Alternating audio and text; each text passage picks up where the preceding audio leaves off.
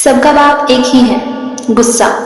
कहीं रिस्पेक्ट नहीं मिली तो गुस्से से रिएक्ट करोगे, किसी चीज का लालच है और नहीं मिली तो गुस्से से लेने की कोशिश करोगे। मतलब कोई भी कमी पूरी करनी है तो इंसान का पहला हथियार गुस्सा ही होता है। लेकिन अगर गुस्से पर कंट्रोल कर लिया तो ऑटोमेटिकली समझ में आ जाएगा कि असली कमी बाहर नहीं भीतर है। जैसे लायन वाली कहानी, शेर ने मिरर में खुद को देखा और सोचा एक ही रह सकता है। वो मिरर वाले को मारने दौड़ा पर चोट खुद को लगी, फिर भी वो खुश हुआ, देखो सामने वाले का भी खून निकला। असल में तो उसने खुद को ही घायल किया।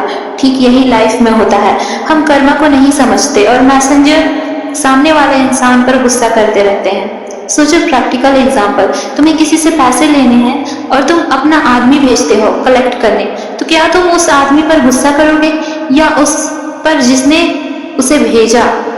मेन अटैक हमेशा सोर्स पर होना चाहिए, मैसेंजर पर नहीं।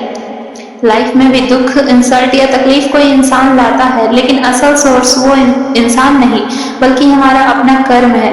मैसेंजर तो सिर्फ डाकिया है। और अब बड़ा सवाल, इतने लोग होते हुए भी ये दुख सिर्फ मुझे ही क्यों मिला?